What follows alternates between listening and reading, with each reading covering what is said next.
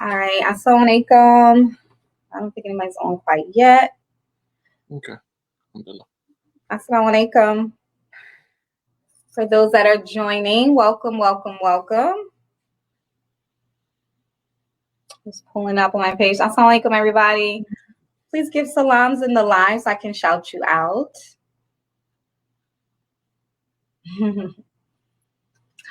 Assalamualaikum. Hey, everybody. Hey, assalamualaikum.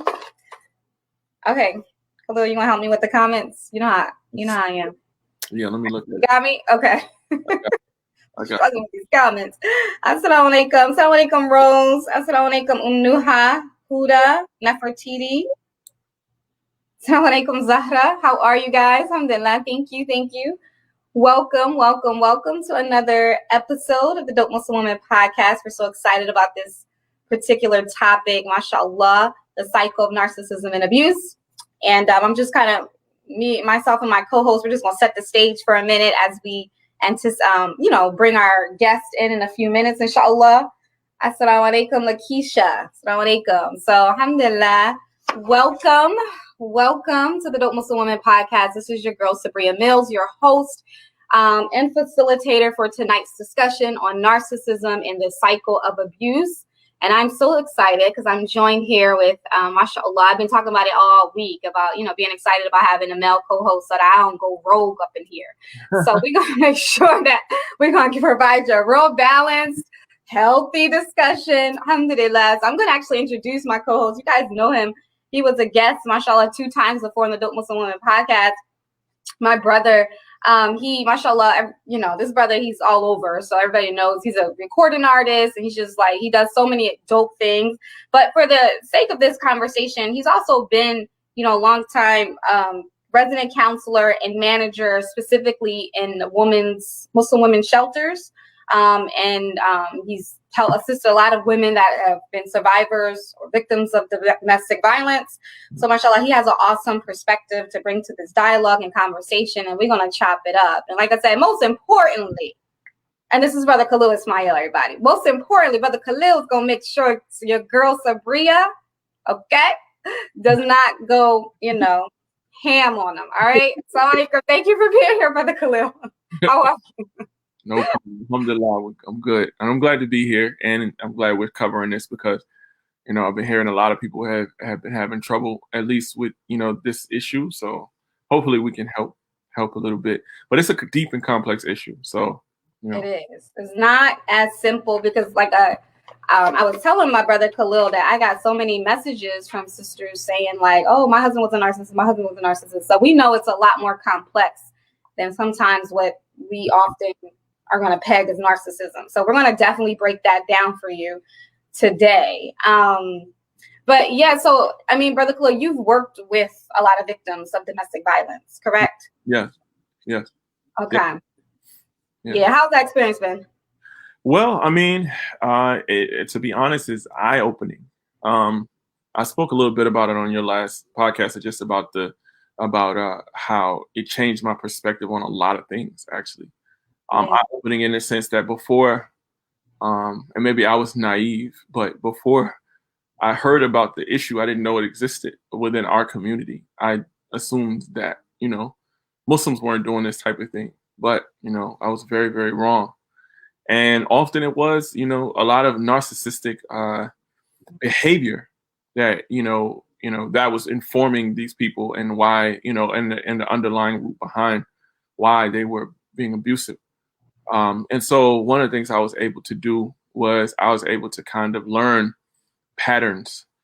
So people come to me now and they might tell me what's going on with them, and almost immediately, like right off the bat, it's the same thing. I hear it over and over and over again. And there's certain things that people say, and I'm like, wow, yep. So a bit rampant in the Muslim community, because it is actually, and maybe not so much physically, but more emotionally. Maybe not as rampant physically, like with domestic violence. We always think of physical abuse, but emotional abuse is a big deal. And emotional abuse, like I said, is more complex because when you start talking about emotional abuse, now you have to talk about what's happening on both sides. where Right. physical abuse tends to be mostly men. Every once in a while, that's not always the case though. But when it comes to emotional abuse, it's happening on both sides, and that's just the reality. Yeah. Oh, okay. Well, I don't think the sisters do anything, brother. So no, I'm kidding. Mashallah. No, I'm good. Like, you're absolutely right. And I can't wait to get into this dialogue. I know we have our guest, mashallah. We're going to bring him in, Brother Gareth Bryant. We're going to introduce him in just a second. Inshallah. Bismillah. And I am sorry. In a minute. Assalamu alaikum. How are you, brother? I'm doing pretty well. How you doing?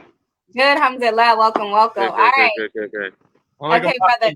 I got my boy, my brother, Khalil Ismail. It's my brother, man. What's good with you, man? I'm good, man. Alhamdulillah. Very much needed discussion about a very important topic that too many of us don't take seriously. Absolutely. Yeah. And you know what? It's I'm glad I'm a little outnumbered, but we're gonna take care of this. So okay, brother, let me properly introduce you to the audience here. Our brother Gareth Bryant, mashallah, he he's a graduate of the College of Pastoral Supervision and Psychotherapy. He works as a chaplain and as a counselor. He did incredible work that's been published for the MSU. What's that? Michigan State University. Michigan State University, yeah. Department of Psychiatry.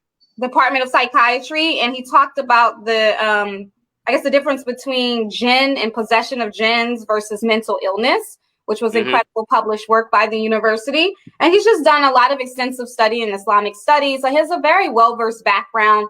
And I'm so excited that he is joining us here tonight to talk about this really important topic. Alhamdulillah, welcome to the show, brother. I'm humbled and I'm grateful to be on the show. That's number one.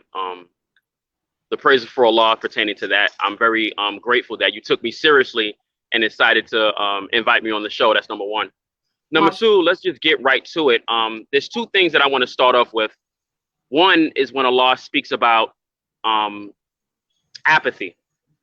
And unfortunately, contrary to popular opinion, people confuse apathy with selflessness, right?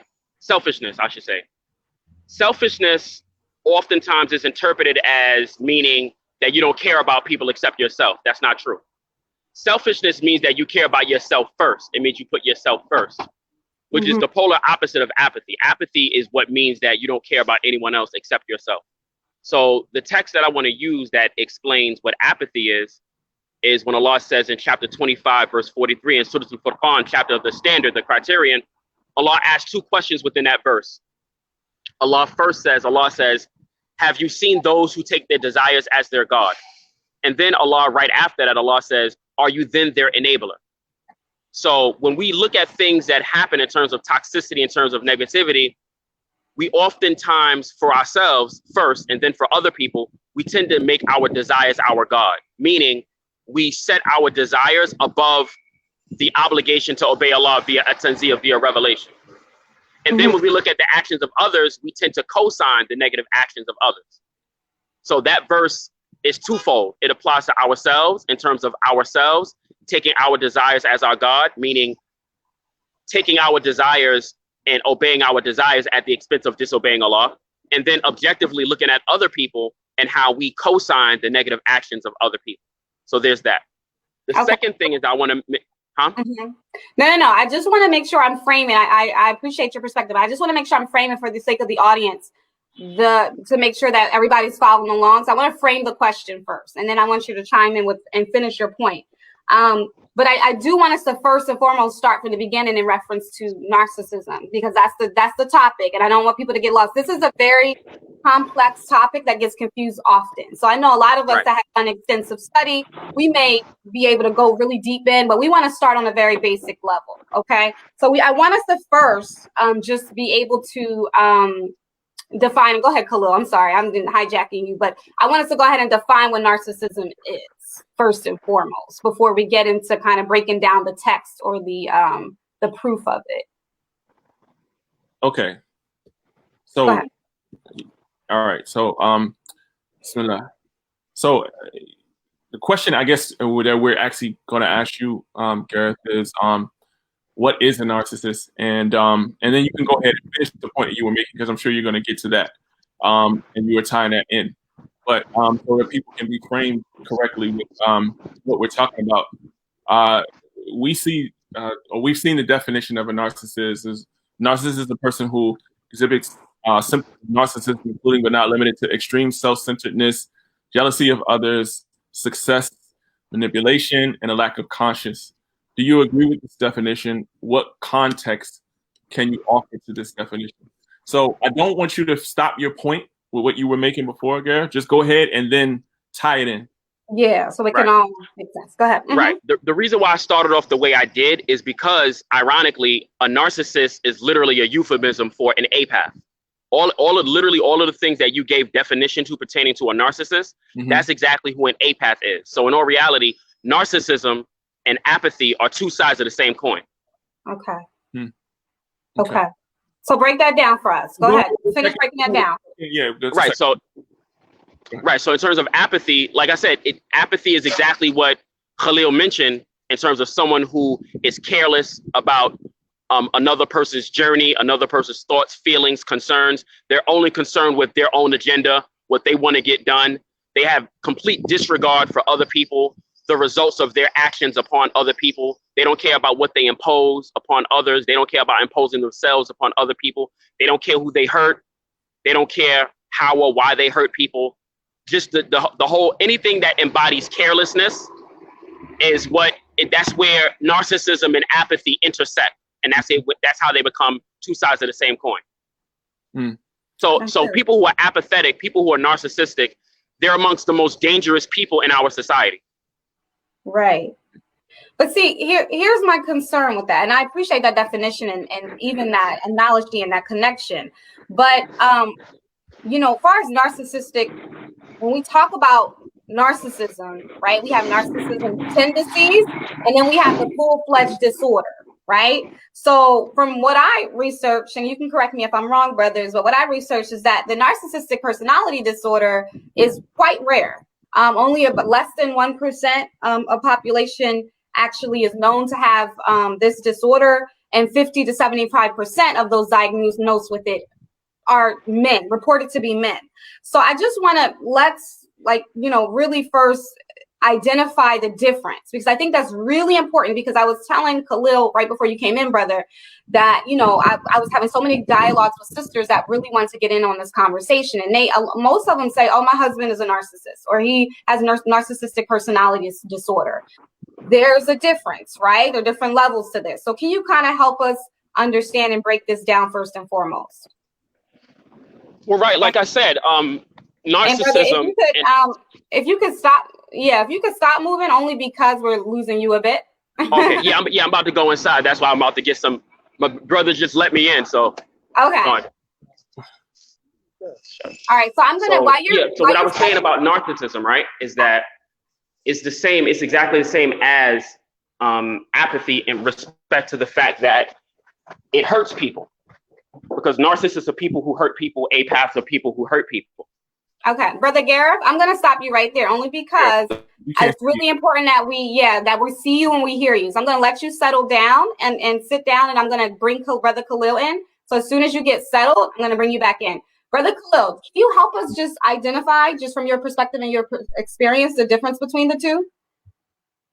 Well, so we'll wait for Gareth to get settled. So from what I've seen, and like I said, actually most of us, I would even say I've probably exhibited a trait or two of narcissism at one point, a trait that I had to catch, to say, okay, I didn't even realize I was doing this. You know what I'm saying? Because I'm worried so much about something that I have a mission for, you know what I'm saying? So I actually think most of us can fall into some of the traits. And actually how Gareth, what the ayah that Gareth actually mentioned in the beginning, actually, I believe that that's one of the roots. That's actually one of the roots that actually cause the blindness to not know that you're causing it.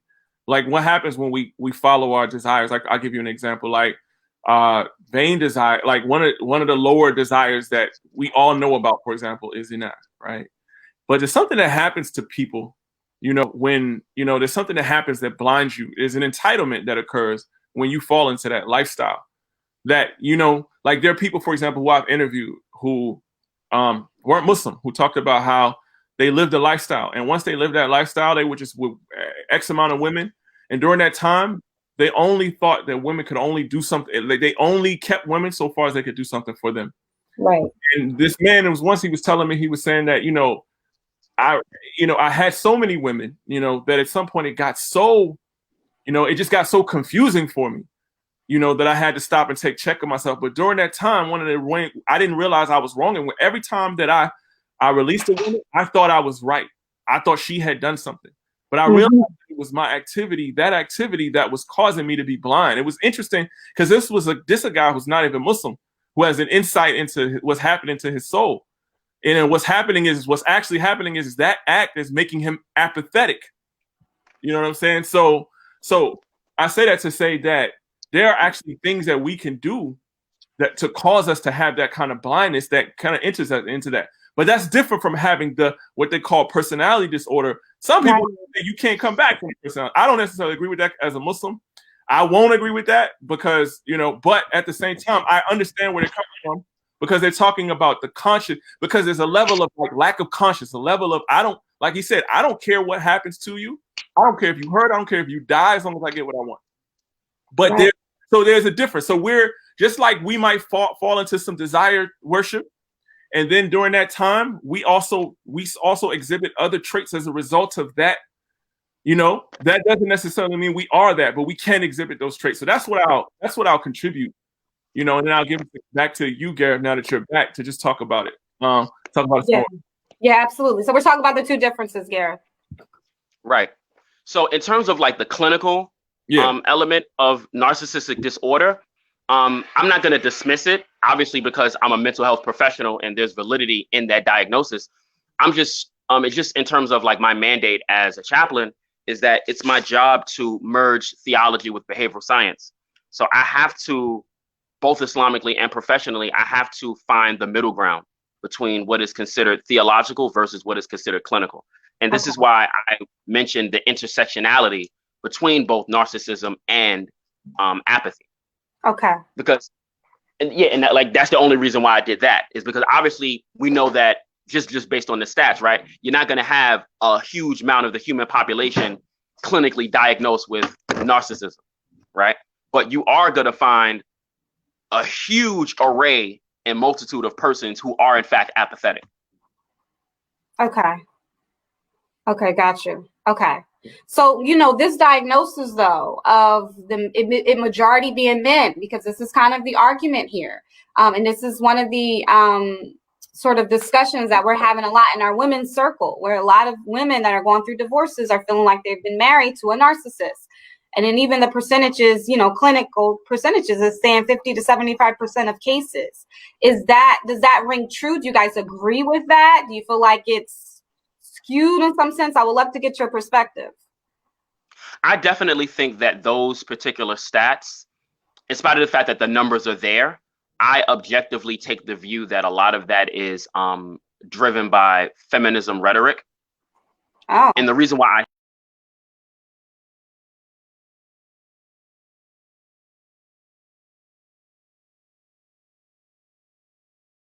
to open their legs to. Okay. Let's just be raw and honest, because I tell people all the time, men pursue women, women choose men. Okay, fair. And in terms of relationships, as relationships go, this is something I know for a fact, not just from personal life experience, but also from clinical professional experience. Whenever a woman is encountered by a man, within like the first 5 minutes of their encounter, she already profiles him. And she puts him in separate categories, whether she's going to put him in the relative zone, the friend zone, situationship zone, potential marriage zone, whatever zone. Women profile men. Men don't understand this, but women profile men, and women have a high propensity to make wrong choices, which yield negative results. But there's a lot of blame going around. So both genders, because it's not a gender centric issue. It's not an anthrocentric issue versus a genocentric issue. This situation it's a 2-lane highway, and both genders violate the speed limit. So both men and women, we have to be self-responsible for our own actions, which yield negative results. 100%. But I think, I mean, what I'm hearing, and correct me if I'm wrong, is that you're saying that because women, you say, have a propensity to choose wrong. MashaAllah. You said because we have a tendency to choose wrong, that puts us in the box of narcissism. I just want to be clear, or am I misunderstanding? Yes, definitely. What you said? Yes. Oh, okay, subhanAllah. So can I? Because women choose who they want to choose. You have some women who choose stand-up guys, and you have women who choose bum niggas. Let's just be real. Some women choose men that are who are capable of maintaining themselves, maintaining families, and you have some women who they choose dudes who they want to dominate, and that's why they allow these dudes to not have a job, not have education, and move into their apartment so that they can oppress them. And in fact, I tell people all the time, I tell men specifically, but I tell people in general all the time, the dumbest thing that a man can ever do in a relationship is to move into the space of a woman who he's with. Because number one, women never respect a man who doesn't have his own space. It's just not from fitra. It's not from human nature for a woman to accept that. Number two, a woman will never hesitate to disrespect a man who lives under her roof. And that completely is diametrically opposed to what Allah says in the Quran, chapter 4, verse 34, "Ar-rijalu qawwamuna 'ala an-nisa." Men are responsible for women. Okay. So let me pause. Let me bring my brother in, Khalil. So this is quite a perspective, mashallah. I'll give my perspective in a second, but and audience is going in. But Khalil, I do want to hear your opinion in regards to this, as far as I want to push back a little bit on a couple things. One, I think that there's a power dynamic. Like when we're talking about the male-woman relationship, we can't dismiss the daraja that Allah gave men, right? We can't dismiss it, right? So just like Allah didn't make that totally equal, that means there's a higher responsibility. I can't say that they're equal, right? And because there's some things, like I'll give you an example, like at the end of the day, like when a man walks out, when I walk outside and I walk to my car and then I drive off, I don't think about the fact that a dude is gonna, if a dude's walking behind me, I might be thinking about sizing him up, what I might do if he try to attack. But I feel like I have the tools for that, right?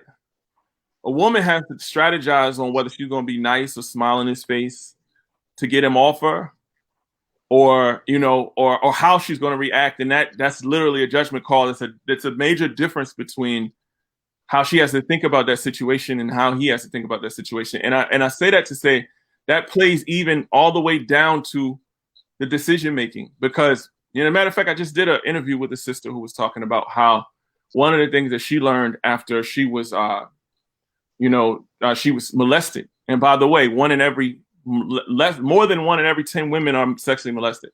1 in 4. Yeah, that's what I say. Even or sexually assaulted. Right?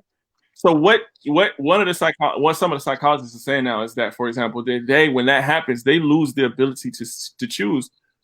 So she said, she was talking about how she has to get a crew around her to make sure she's making the right decision, because one of the things that does to her. Now that happens to you when you're a child, right?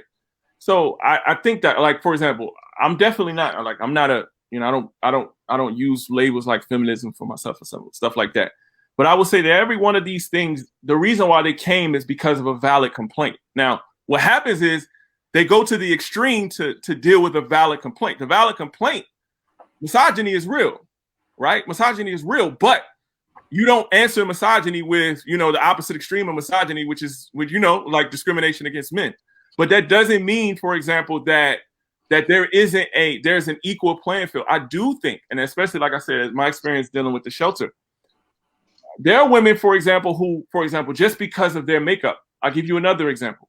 There's a sister who I know who talked about how she was raised by a strong father, right? And the strong father was so strong, he wouldn't ever let her speak. It was always just respect and don't ever speak. Don't ever tell me anything to the opposite of what I'm saying. So she said when she got older, and she started getting into the world, the only thing she really understood was if a man who has more power tells me something, I should agree. I should just, she said, I really didn't. I had to learn how to fend for myself because of the environment that I grew up in. I say that to say that you know, and the law speaks about how the male is not like the female.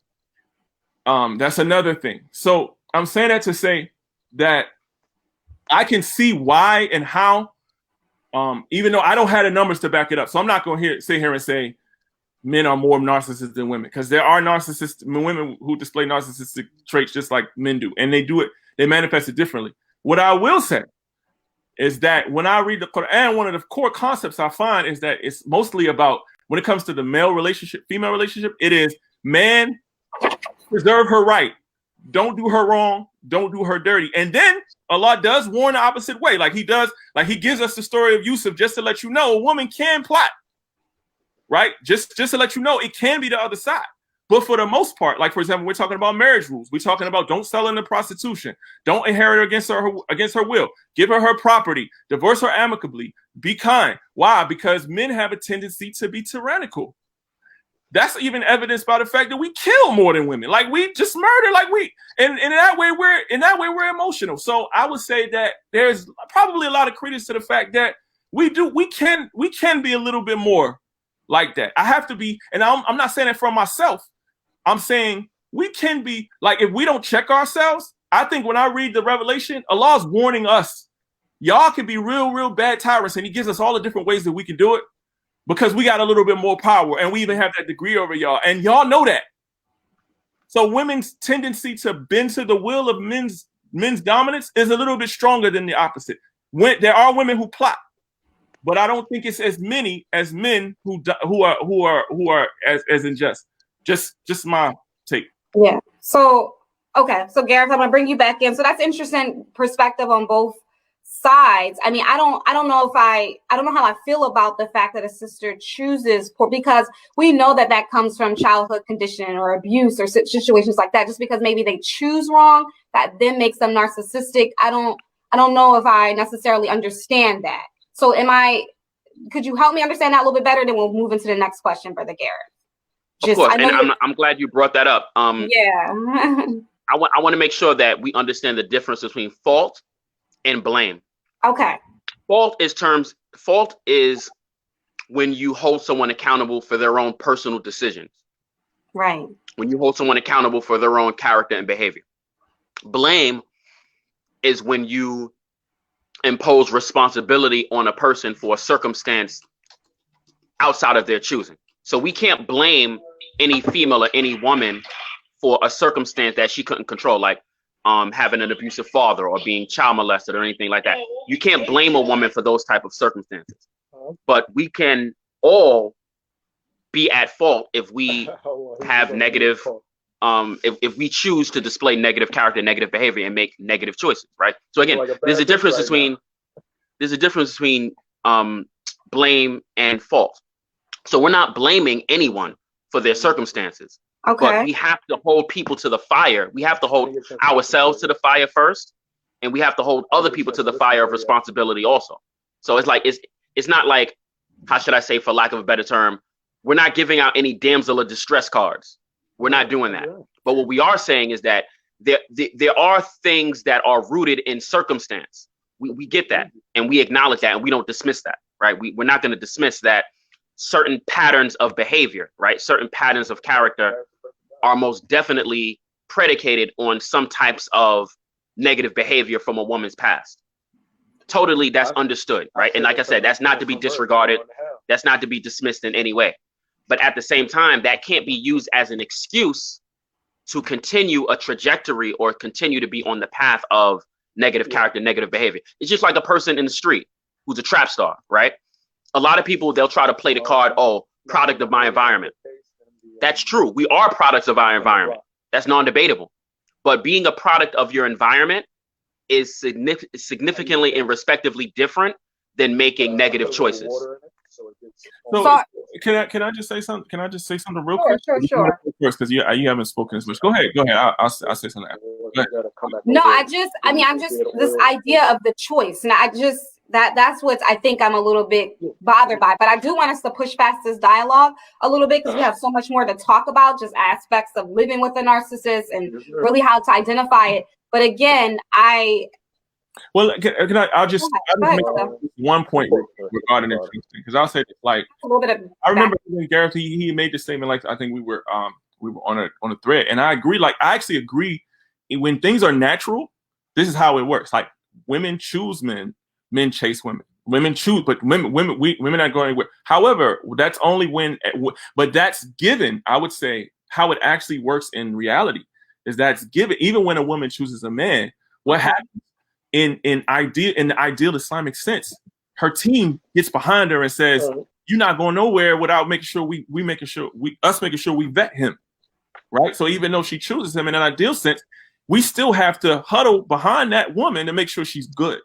And that's different from a man. A man can chase and do whatever. A woman wears Allah tells the woman to wear hijab and cover so that she will not be bothered, not the other way around, because there is a different dynamic. And I think we have to recognize the power dynamic here. And if we're going to answer this question, like it can't be the same. You know what I mean? Like, and so the reason a woman makes a choice is different than the reason man makes a choice, because sometimes the pressures are different. That's the only thing I would add, because in an ideal sense, I agree, but it's just, obviously we're not ideal. So go ahead.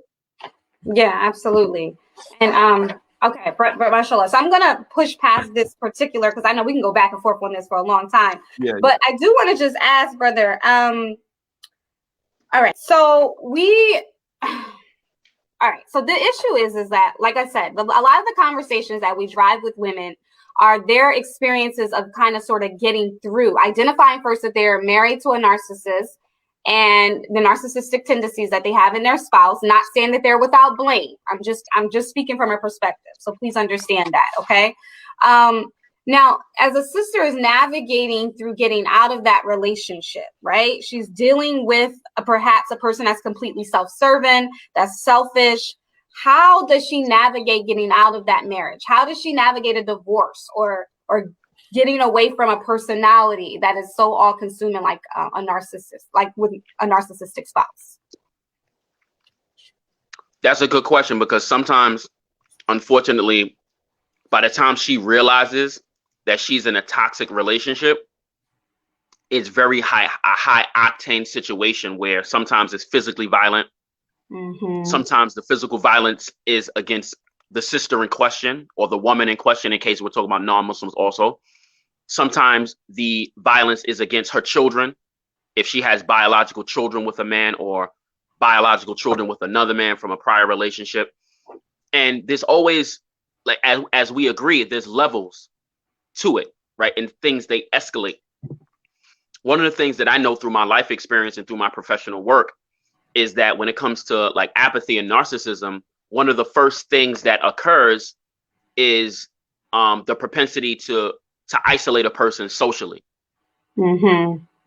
to establish dominance, to establish control, to control what a person eats or where a person eats, where a person goes, who a person communicates with, whether they're family or not, or like controlling what a person wears. Now, the irony is that some of those things do have Islamic validity, but that's definitely not the reason why that person is doing it. The person is not trying to regulate how a woman covers because he's educating her or cultivating her upon Islamic teachings. He's doing it because he wants to just covet this woman as like, oh, this is my property and yada, yada, yada, that type of thing. Like if a man tells a woman to not communicate with a certain person, it's not because he's trying to protect her from some type of harm. He's doing it to establish control and dominance over the person. And there's a difference between being invested in someone's well-being and just wanting to control them. And abusers, which is a euphemism for oppressors, and that's another thing that we have to really nail down, is that abuse is just a euphemism for dhulm, oppression. And that's actually one of the reasons how and why Muslims specifically, that's one of the reasons how and why we don't take abuse as serious as it should be, as it must be taken, because we don't view it as a manifestation of oppression. Right. Absolutely. 100%. And so mashallah. So Brother Khalil, one of the things I wanted to bring you in, and I'm going to bring in another question. The comments are going crazy, but y'all know I have a hard time keeping up. I miss Bernie. But Brother Khalil, I wanted to ask you about navigating, because I know you dealt with a lot of women in transition. So navigating from that space and how they kind of sort of let go. In addition to that, there was a question about even just being able to spot a narcissist that we can kind of bring back around. But go ahead, brother. Okay, spot a narcissist. We can bring that back around to him, I guess, whenever, because that topic. Whew, that's enough. Yeah, that's podcast in and of itself. Trust more, but I would say from the how to get out of it. And this is what I think I'll to keep it short because I know you got a lot to cover. I'll say this just from an experience standpoint. One of the things that we have the biggest issue with is understanding how to huddle around someone who's going through it. Well, there's two things. One, the narcissist often gets the person to not, like he said, he gets the person to isolate, even to the point where even if they're around a person, they won't tell anybody what they're going through. Right. Because they're too scared, and they don't think people will help. Or the narcissist makes the person feel like they can't get anything better because he either gives them a lot of money or, you know what I'm saying? Or he usually gives them something. There's usually something that he's giving them at the same time to make them confused. Okay. So when she actually does make the decision to try to get away, which is what I'll focus on, one of the things that has to happen is that people have to listen to her. First and foremost, she has to be listened to, and then people have to be willing to figure out how to protect her. Man, I could tell you how many sisters I talked to even after I did the shelter thing, where they're talking about some guy who is like literally because they got kids together, or he's texting her, he's calling her, he's like, after they're divorced, and he's like, you need to get back with me, and you need to do X, Y, and Z, you need to do this, right? And she's telling the people who she's close to, and the first thing they're asking is, well, what are you doing? Right. Or the first thing they ask, because it's like so hard to believe. Like, here's the thing, until you encounter narcissistic abuse, you actually don't believe it's happening. Like people who haven't dealt with it, you don't know, because it's not normal. Like, it's like, this person isn't doing this. What did you do? So what that does, as soon as you do that without listening, that's what I say listening is the first thing, listening to the whole thing, right? As soon as you do that, then what happens is that person then feels as if it confuses them. It makes them feel as if, okay, well, maybe it's not that bad. Maybe I can take it a little bit more. Or maybe, you know what I'm saying? Okay, maybe I need to go back and X, Y, and Z. And it's confusing because the person already is making them feel as if they're wrong and they're over, their complaint is bigger than what it should be, and that type of thing. So there's two things that have to happen. The community has to be in a place to protect them, right? So that if they actually want it, that they have protection and somebody to be there, another person to be there for them, to witness whatever's happening. And she has to be strong, be willing, and to be like, that's enough, and to not do anything in a vacuum or by herself if she has that opportunity. You know what I'm saying? So, and that's I'm scratching the surface, because I know you got to move. I'm scratching the surface, but what I'm saying is that we have to listen, right? And then we have to if we're not in a position, we have to put ourselves in a position to help, like, even if you're just a person, if she got to drop the kids off, be with her. You know what I'm saying? Like, give us something that gives a solution to put you in between him, because isolation, like he said, is his best friend or her best friend. If I can get you, then I can shape the story and the narrative the way I want to shape it. The way you break that up is, one, you don't respond, because they love when you respond negatively and positively. If you yell at them, they love it. If you're nice to them, they love it. But when you don't show them nothing, or they can't stand it. But understand, when you do that, that means that's when they're the most dangerous. They're gonna come after you. And now you have to have some people who have your back, right? So that's the main thing. And then at the same time, there's a difference between listening and then charging the person who she's blaming. And this is what I mean.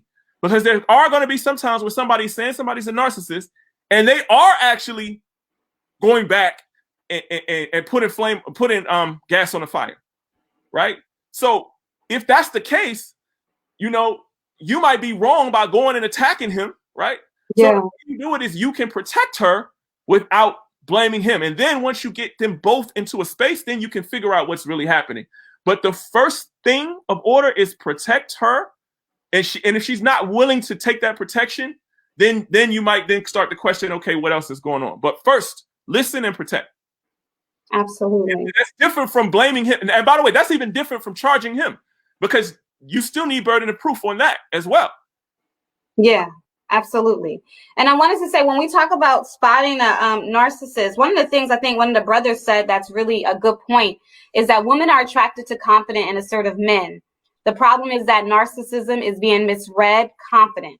The institution. Okay, I'm going to get to the second part. So my thing is, how do you spot it? Because he is right where, a lot of narcissists they're very charismatic, they're charming, they're confident. They have the traits that typically a lot of women are attracted to.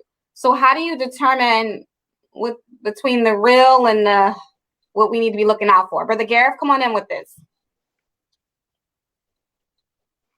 I'm going to say one of the best pieces of advice that I ever received, even from a personal level, and I translate it into I got it from a professional aspect, but I translate it into my personal life. Always trust your instincts. Allah hasn't placed in us a fitra, an instinct, a nature in terms of how to relate to people. Like, like the common idiom, the common phrase, vibes don't lie. And that's true. Vibes don't lie, people lie. So you can get a sense of who a person is, even if they project something else. Because as human beings, we're very good at masking. We're always masking, right? We mask spiritually, we mask psycho-emotionally, and we mask privately, whether we're putting on clothes or whether we're putting on makeup. We're always in a constant trend of masking.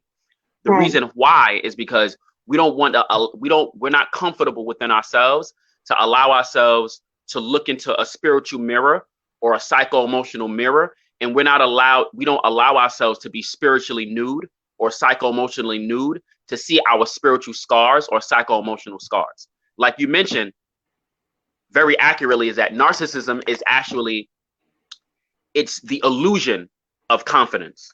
It's the illusion of swag. It's the illusion of swagger, right? And just like it's a known fact that at least 98% of bullies are narcissists. And people, bullies, they project this like pseudo machismo, this pseudo bravado, this pseudo courage, where in fact they're the most cowardly person in the room. It's like a narcissist or a bully, they portray themselves as being a lion when in actuality they're an ant. Yeah. But it's the projection. And you know how people, they say, I ignored the signs. You hear a lot of people who are survivors of abuse say, I ignored the signs. That's not just for conversation. That's real. That's true. We consistently ignore red flags. We do it all the time. You know why? Because we want who we want what we want. Just like Allah says in the Quran in Surah An-Nisa, chapter of women, chapter 4, verse 28, towards the end of the verse, Allah says, وَخُلِقَ الْإِنسَانُ ضَعِيفًا, and the human being was created flawed, weak. And that's part of our inherent weakness as human beings. We want who we want what we want, regardless of the warning signs, regardless of the circumstances, regardless of the results. Sometimes we know that a person is not good for us. We know it off rip, but because we like what we see, because we like the bright eyes and the big booty, we jump after it. And what happens? We get messed up in a whole lot of nonsense. Certain women, they know a dude is a piece of trash, but because of his reputation of being pretty good in the sack or having some money in his bank account or being flashy and fly, they go for that. They choose him. Yeah. And then they end up with results that they didn't want. So we do that all the time. We purposely, as human beings, we do this constantly all the time. And that's why the dhikr of Allah is so important. That's why the remembrance of Allah is always important at all times, because it's a constant protection from us for constantly making those negative decisions. Yeah. Gareth, I have a question regarding that. So what about when you're okay, you've dealt with that before. What's your suggestion for when people are triggered and they think that they're dealing with somebody like that, and that's what they feel is their flag? Like, for example, at the end, sometimes what happened to you in the past makes you feel like the next person is doing that and they're not doing that. And sometimes a narcissist will say the same thing as somebody who's not a narcissist, but it'll mean totally different things. And you're still, it's kind of like, because you have PTSD, so to speak, with what's happened before, it's like now you don't know. So like you think what you think is your instinct is actually, your trigger, and the other person isn't doing anything. So how do you decipher between what a red flag is, what that thing is that you say, okay, you know what, I'm seeing this trait. How do you know the difference? Because sometimes you're just wrong and you're not, and it's not that, and that person's not doing that. Like, what is there a criterion that people use, especially is is there any guidelines when it comes to that? Yes, we need to stop jumping into relationship after relationship after relationship on the rebound. A lot of us have dark histories of 20, 30, 40 years worth of rebound relationships. And that's how and why we don't heal. And that's how and why this cycle of abuse continues. This cycle of apathy, this cycle of narcissism continues among us as human beings, because we don't take a break. We end a relationship, 6-7 months later, we back in another relationship and we're unhealed. And for some reason, we think that jumping into a new relationship is the healing. That's not the healing. Getting healing is the healing. We think that a new person to share our bed and our life with is the healing. And that's how we keep going through a whirlpool, that dog chasing its tail mentality that translates into real life. So I want to jump in, brother. I don't mean to cut you off. I'm so sorry, brother. But I appreciate, the perspectives that I'm hearing on the side of the brothers. I do feel like, as women, I think it's really important that, when we say we ignore the red flags, I do agree with that to a certain extent. But a sister did make of it, a great point. I mean, at the end of the day, we as Muslim women, we have our, we have our haya, we have our, there's limitations prior to, us getting married. It doesn't always have to be that, okay, we see this person as narcissistic, we can identify it straight from the rip.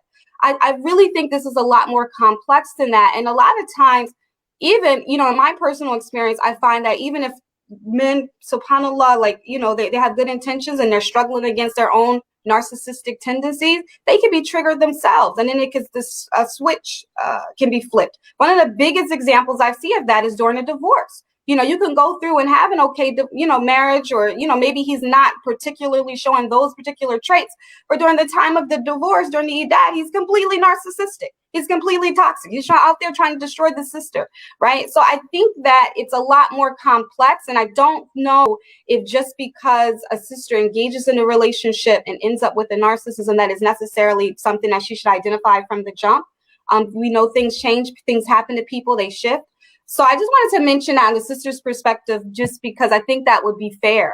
And I wanted to just ask that question of during the divorce process, since we were talking about divorce from both brothers. I noticed a tendency, and I was speaking about this morning on my live, of this really narcissistic, damaging behavior when men get hurt. And this is just us having an honest dialogue. So I'm not trying to point the fingers. Sisters do things too.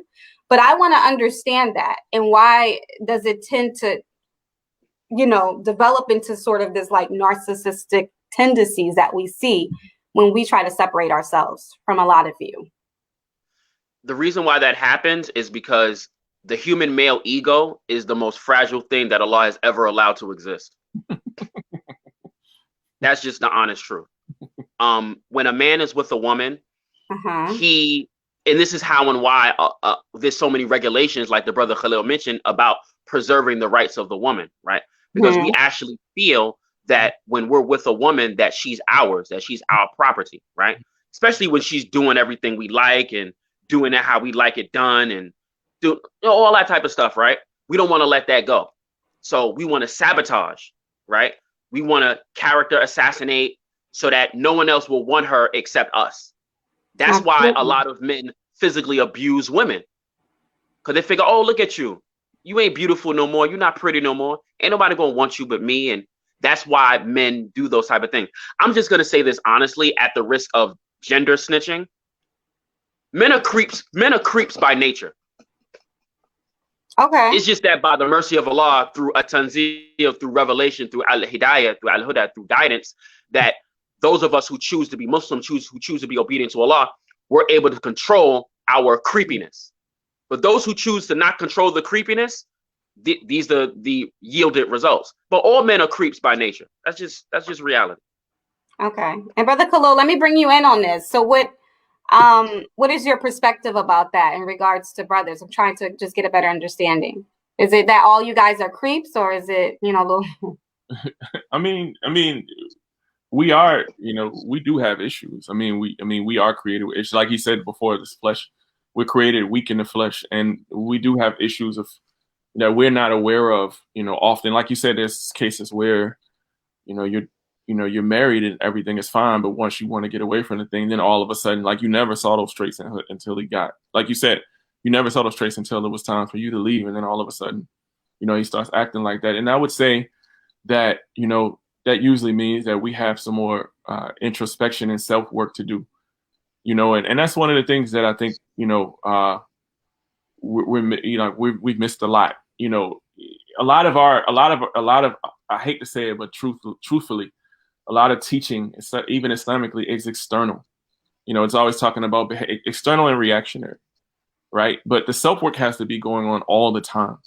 Even during a time when things are going well. You're supposed to be in remembrance. You're supposed to be, doing things to remind yourself that there's something bigger than what's happening in this world.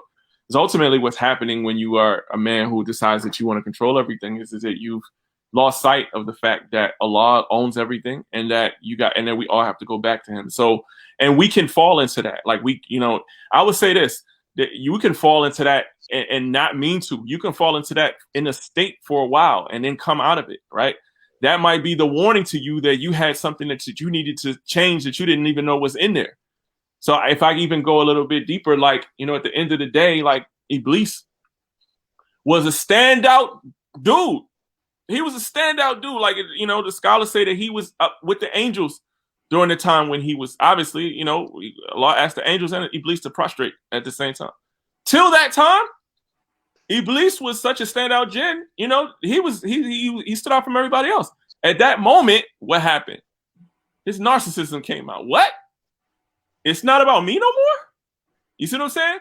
So if Iblis, really, Iblis is really kind of like the first example of a narcissist, where he's this figure who's doing everything right? Because that's how people get attracted to narcissists. They hit you with all the good stuff, right? Love bombing, we'll call it. But what's inside and what we didn't know that Allah already knew is that he had pride that had built up, that he hadn't dealt with. And so I would say that what's happening with us when we fall into this, sometimes it's a temporary thing. Other times it's something that happens, throughout, is that there's some pride in us that we haven't dealt with. So in some cases, in some cases it happens, and then you're told about yourself and you say, oh crap, you know what? I was screwing up. I was outside of myself. Then you go back and you fix that thing, right? In other cases, you are so built up with it that you can't escape it, and now it starts to define you. But I would say that thing that you're talking about, and this is the thing where I will say, okay, this is male and female, because we got child support, we got people, we got men who, men who can't see their kids just because, you know what I'm saying, they not with her. Like I said, and I've been in situations where, like I said, where I'm helping because I'm in a shelter and I'm helping a situation. I'm just helping a sister. And next thing you know, I'm getting blamed for something I didn't do because I didn't want to go further, because I just wanted to help, right?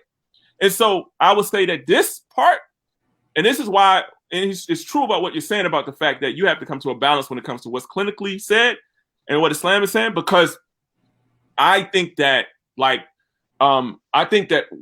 all of us, Allah created it this way, and he tested us, right? And all of us are susceptible to it, and we have to look at it that way. And we have to be constantly actually figuring out, where's the vuln inside of me?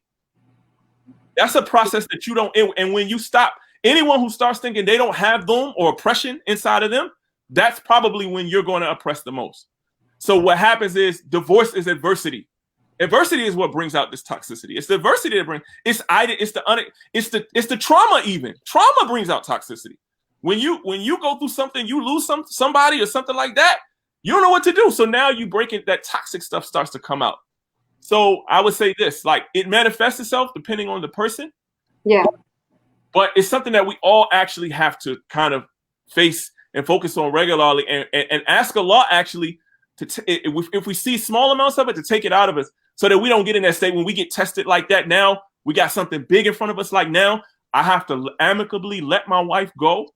I have to amicably face the fact that my wife might actually marry my ex might marry somebody else, and I don't want it to. I still want, or my husband no longer wants to be with me. Both have the right to do that. That I can actually do it because I don't own them. Easier said than done, though. Easier said than done. Definitely. I want to piggyback really quick on what the brother mentioned. This is something I tell people all the time. You never truly know anyone until you observe their reaction to you telling them no. Mm-hmm. Once you say no, or like in the Arabic language, la, those 2-letter words in both languages, once you tell a person la or no, that's when their true self surfaces. When you tell a person, I don't want this anymore, in terms of, like you mentioned, a talaq, divorce, or if a sister requests al-khula, divorce request, that's when you see the true self rise. So that's an absolute fact. And also what you mentioned about zulm being internal within the person. One of the things that Allah says in chapter 18, chapter of the cave, verses 32 to 42, Allah mentions about the 2 neighbors whom he gave property to. And he tested both of them because he gave one more than the other, right? And within that passage, the one neighbor is throwing shade to the other neighbor, saying, oh, I got more than you, I'm balling, you not, yada, yada, yada, yada. And then Allah says he departed from his garden and he oppressed himself. Now, just looking at the raw text, you wouldn't think intrinsically that he's oppressing himself. You would think that he's oppressing the other person. But that's how deep oppression is that when you oppress someone else, you're in turn oppressing yourself. How? Why? Because we have to meet a law with that oppression that we impose upon other people. Yeah. And to be held accountable to Allah for something that he made prohibited upon himself. And we know for a fact that there's a divine impossibility for Allah to be a tyrant, for Allah to be a zalim, for Allah to be an oppressor. The fact that you are willing to do something that Allah specifically established that he would never do, in spite of the fact that Allah has no negative sifat, no negative characteristic qualities, is almost like a posture of shirk. Because you're literally doing something that Allah would never do. And Allah emphatically said that he prohibited himself from doing it. So who do we think we are to oppress anyone? So that's really how we're oppressing ourselves. Absolutely. 100%. 100%. And just to give a balanced perspective, brothers, I like I said, I do also want to understand what you guys go through. And I know that we mentioned some things, we may agree to disagree on this in regards to how women show up and have narcissistic tendencies. And so what are some of those? Because it seems easily identifiable because there's so much out there as far as identifying how men show up in narcissistic relationships. But what are some of the ways women display narcissistic tendencies in relationships? Baby Umi drama, baby mama drama. That's how it shows up the most, because children always complicate things. Even when a relationship has a good run, even when there's longevity in a relationship, the fact that children are in the mix, it always complicates things. Okay. And when things have gone awry, when things have ended, it's different when a couple splits without children than with children. And I tell people all the time, especially what the brother had alluded to, he started to speak about in terms of a man, whether he's Muslim or not being able to have parental access to his children, not being able to be a father to his children. And a lot of men who are not in the lives of their children, they get a bad rep for being deadbeat fathers. But let me tell you something. This is something that I know for a fact. This is something I tell people all the time. Just because the father wasn't present doesn't mean he wanted to be absent. It's not always the fault of the father as per why he was absent. It's not always the fault of the father. I know women personally, Muslim and non-Muslim. I have female relatives. In my past, I've been in relationships with women who are literally the human reasons how and why their children grew up without their fathers. So I would say that more than anything is really how women show up in terms of apathy and narcissism. Okay, that's an example. That more than anything. Okay. All right, Brother Khalil, do you have an example? And I'll give my perspective. Women, I mean, I would definitely say that probably the most prevalent thing is that. Why? Because what I actually believe that narcissism comes as a result of the test of power. So it's not actually, and in that way, it's actually not about gender. It's actually about who has the test of power, right? And so children are what give women power immediately in this system, right? Men can have power in multiple ways. Men have power physically. So you're going to find more domestic violence cases with men because of that. But I'll tell you another case, a place where you'll find narcissism within women. It's emotional and verbal, because most men can't speak like women can. You know, okay. most men can't speak like women. So there are some times where, where it's just like, and men don't like to admit this, but women overpower men emotionally because we don't know how to deal with those things in the same way. So it's a lot faster. So when that happens, it's verbal. Now, like I said, it can happen both ways, but it's really about, one of the things that as I've gotten older, quite honestly, I've started to try not to, and I know you're not doing this and nobody's doing this, pit women against men in this, because it's really, I realized that, pretty much any being with free will has this test, as evidenced by the jinn and as evidenced by men and women. When Allah gives you privilege and power, it is the biggest test that you will ever have. Period. Right? Period. Point blank. Whether you're a father, whether you're a husband, whether you're a mother, there are mothers and fathers who abuse their children just because they're the only people who they have power over. They go to work and they get beat up by their job, by their bosses, right? And then, or if, for example, you're a mother, you might get beat up by your husband, and then you go with your children and you beat up your children because that's the only one you have power over. And so the test of power is the biggest thing. So I would say when you want to know what's happening with narcissists, it's are we passing or failing the test of power? This is what we find even when we're dealing with what's going on with this race issue, is that most beings, and what Allah, I believe, is proving to all of us, is that He is the only one deserving of it because we don't handle it well. SubhanAllah. I appreciate that perspective. I'm just taking it in. I appreciate that perspective. I'm going to go to the comments because we're at the end. I mean, we've been going on and on. And I want to bring people in. There's so much. So please, guys, drop some questions. I'm going to go back. So sad. 1 second.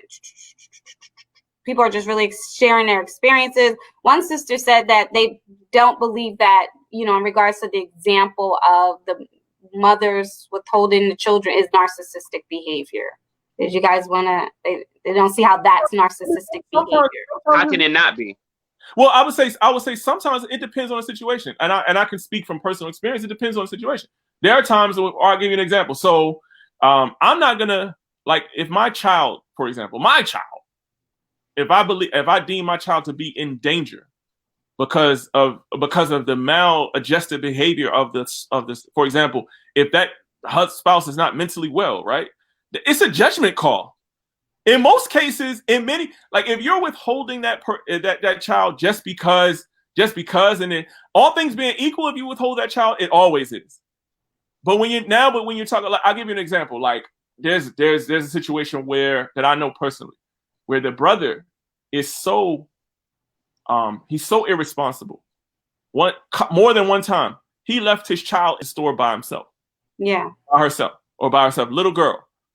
So at this point, you have to make a decision. Damn, can I leave this child with him? So the arrangement that had to be made is you can only see your daughter when there are people around. You got to have your father or the grandparents have to be around because of that. So this is the problem with generalizations and why this is hard to do in an hour.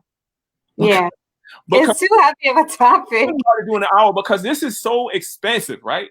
There are situations where it's literally where sometimes it is a situation of there's an unfit parent. Like if the dad is, I'm sorry, if the dad is a narcissist, like you've dealt with the abuse throughout the marriage, for women to to maybe consider, I'm not saying they should withhold, to consider their children and sending them over there, is that wrong of the woman? Isn't that more of a protective nature that she has? I'm just asking. Situation. No, it is. It is. At the same time, this is why I say men pursue women, women choose men. There's a lot of traits that men subconsciously project that we don't even realize that we project, that women pick up on. Okay. Women are very intuitive in terms of things like irresponsibility versus responsibility. And like I said, these are false, these are red flags that people choose to ignore. And when you have children and when you have a guy who is ill-equipped to be a responsible father, responsible parent, then you want to be like, oh, he's a deadbeat. You knew he was a deadbeat before you got knocked up. You knew it. Yeah. Just like when a man complains about his baby mother. He knew that she was a certain type of person. He knew it. He pursued this person anyway. So in other words, it's not like all of a sudden all of these negative qualities just popped up out the sky, because that's being dishonest. Sometimes that's true, and sometimes it's not, bro. Because I'm sorry, like I actually, what I've learned is that we need, like, for example, I think men need more women to vet who we marry, because sometimes we don't see, like, I know a number of women who did not see it coming, and they didn't see it coming. And I know men who have been caught up with people who they didn't see coming. And their sister had to tell them, like, what are you seeing this? What are you doing? What are you seeing? I think we have blind spots. I actually kind of think that we need each other in this. Because no, I agree. Yeah. I agree. Because just like Allah says, men are the covers, the protectors, men and women are the covers and protectors of each other. That's not exclusively in a sexual relationship. That's just in general. Like the fathers are the covers for the daughters, the mothers are the covers for the sons, the siblings are the covers for one, the protectors of one another. I agree with all of that. The blind spots are real. Yeah. At the same time, as I tell people all the time, apathy is worse than ignorance. Going back to what I mentioned, there's certain things, and this is just individually based. It's not painting any gender or any society with one brush. You have to take it with a grain of salt from an individual perspective. Individually, we all know ourselves, right? Individually, we know for a fact that there are certain encounters that we've had with people that were negative, and we had gut feelings, we had instinctive clues as to why we should fend ourselves and keep distant from certain persons, and we chose not to. Yeah, but brother, the idea that Allah subhanahu wa ta'ala has encouraged, or not encouraged, has mandated that women have walis, I think that in itself is indicative of the fact that women do require that protection, right? So if we just put it all and say, and then, I mean, sister made a good point here. And it's like that, kind of what you were saying is a little bit disregarding the cycle of abuse and how that impacts the psyche, the decision-making of the woman. So although what you're saying at a fundamental level is 100% true, it's just that, not considering those other points may not be as fair as it can be towards the woman that's maybe perhaps ended up in a relationship with a narcissist that she didn't see coming, right? If she grew up in a household of abuse, what's normal behavior, how she receives love or perceives love is going to be really contingent upon that conditioning. She has to be taught. It's like we have to be taught everything. It's like you don't know until you know. And this is the part I remember. Like, I just give another just totally different example. Like for example, a lot of athletes who make a lot of money, who came from the hood, right? They talk about how when they become broke afterwards, everybody tells them, like, man, how in the world you was a millionaire, you was X, Y, and Z. You know what they say? They say, man, nobody ever told me this. I was a little broke boy who from the hood, and somebody came and gave me $1 million. I never got taught. Nobody ever told me. You know what I'm saying? And you'll be amazed at how many people simply haven't done something because they actually never been told it. And that's why I go back to community. I think the biggest underlying issue for all of this is that we have to figure out how to get some semblance of community back, right? Because we're all working on these in these individual. We all have a piece or to contribute to somebody else. Like, for example, I happen to be privileged enough to go to be in a space where I've actually had dealt with many women who dealt with domestic violence and things like that. But it's a few that most people I run into, they wouldn't even know what I've seen. Just like the chaplain, I mean, he sees people, counsels people all the time. So there's things that, that he's seen that nobody else has seen because that's his job. But for the vast majority of people, they, a lot of it, it's sometimes hard to believe, but you haven't seen it. Never, ever. And and on top of that, we are a product of programming. We live in an age where we're not just, empty. The media tells us who we should be until we're grown. So we're not only in a space where we are coming up neutral, we have to deprogram. We constantly have to deprogram the things that are that are put in our subconscious. So I would say, that's when I say, this is why what? Believers are supposed to be compassionate to each other. Believers are supposed to have husnul done towards each other. Why? Now all of these things come into play. Because when you have compassion and mercy, we're supposed to be more compassionate and mercy towards ourselves than anyone outside of us. It's the opposite right now. I'm sorry. We will give excuse after excuse for the man who wants to be with the man or the woman who wants to be with a woman. But as soon as we make a mistake with internally, you know what, you should have known. No, maybe not. Maybe not. Maybe they didn't know. Inform, educate. Yeah. And I'm sorry, Khalil, I'm going to cut you off. But we do have to get ready to wrap up. Brother Gareth, I do want you to give us some final tips, though. Can you just share some final tips on what women or men should do if they find themselves at the hand of a narcissist, and basically just tips on how to navigate through that? I would say maintain your social structure, maintain your social tentacles, because that's one of your best weapons against a narcissist, against an abuser. Because as the brother Khalil and I mentioned, is that the greatest weapon in the arsenal of an abuser is isolation.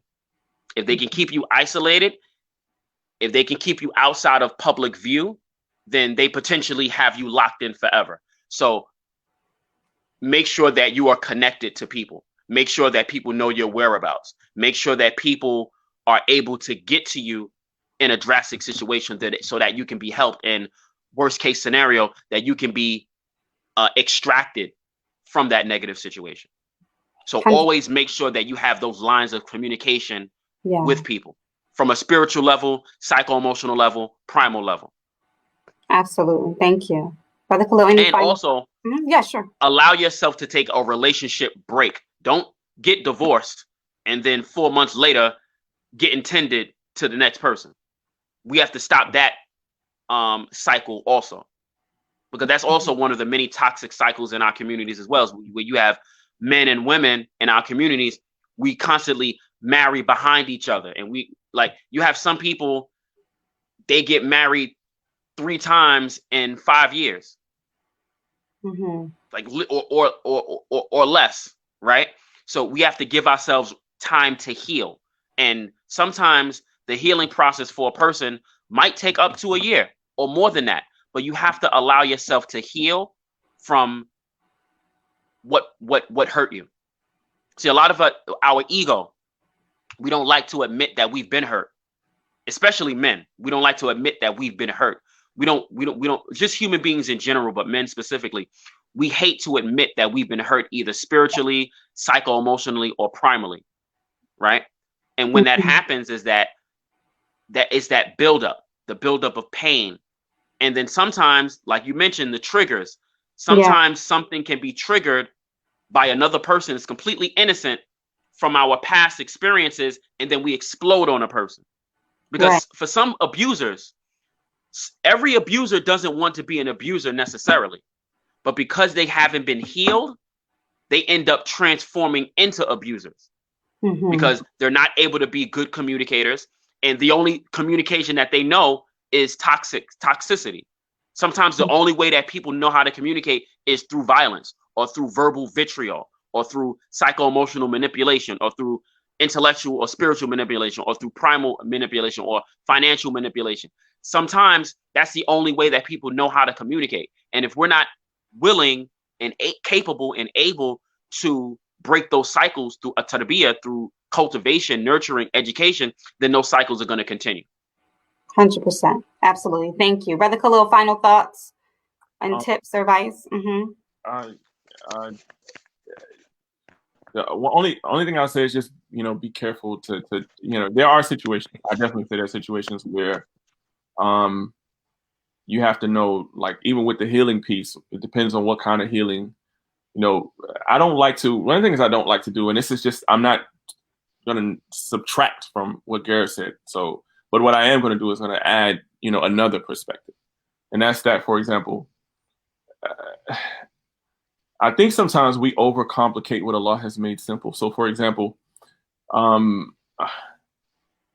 has given, like, let me just use myself, for example. Like, the first time I was intended for 3 years.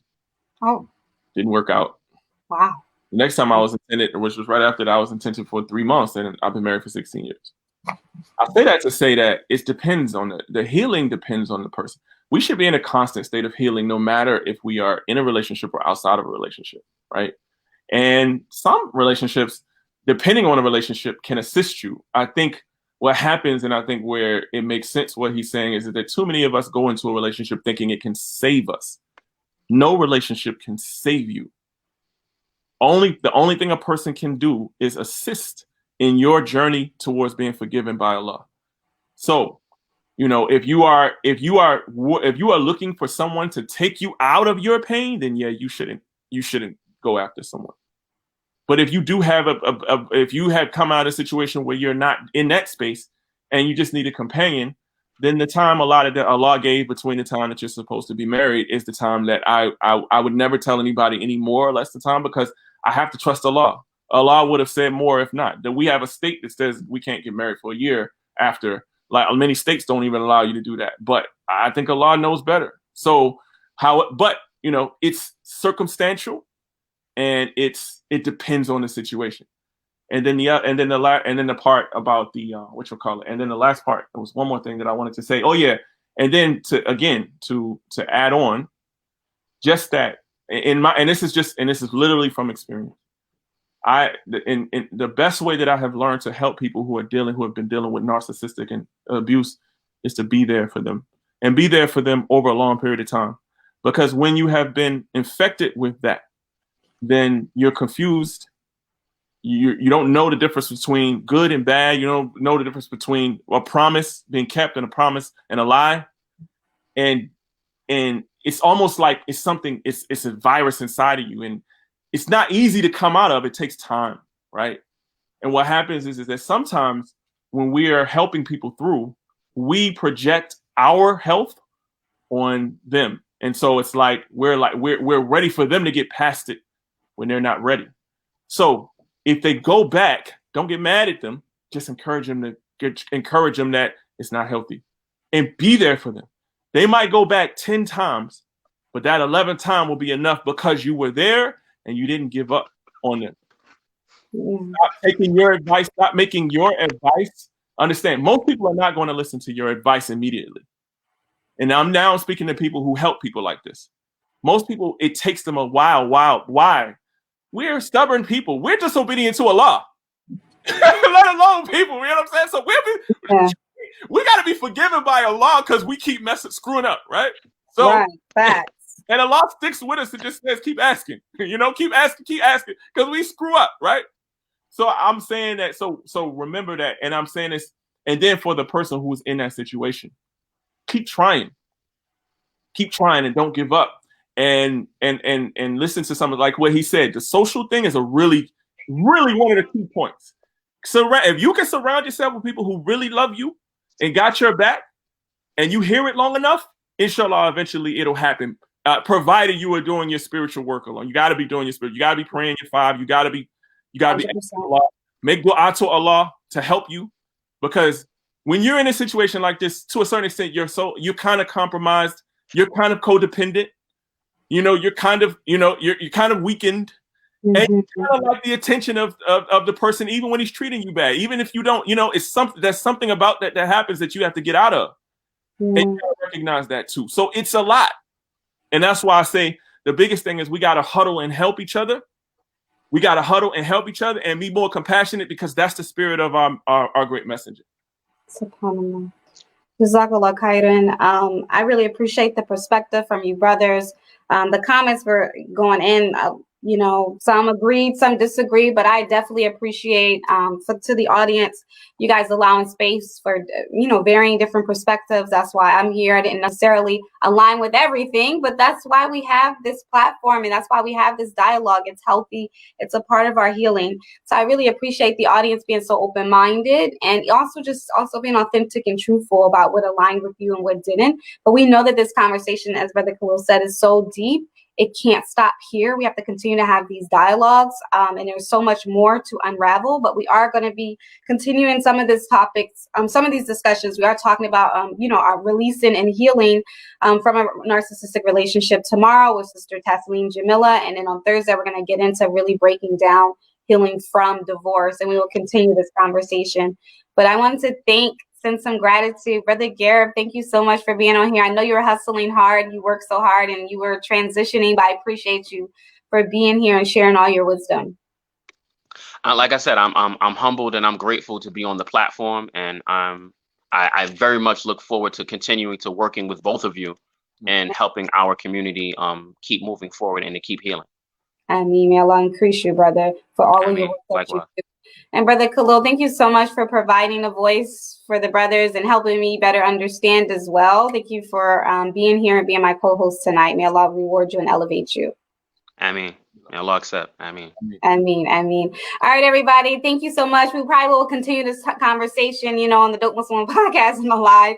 And I'll get to, you know, allow you guys to sort of, especially, you know, women to women, we're going to kind of talk this through, inshallah. So I appreciate your patience. Jazakallah khairan. Make sure you're here tomorrow at 7 p.m. and then Thursday at 7 p.m. I'll be sitting on the couch myself on Thursday. So come and allow space for me to kind of do my own set of healing. So I appreciate you guys and Allah reward you. Assalamu alaikum wa rahmatullah. Wa alaikum salam wa rahmatullah. All right.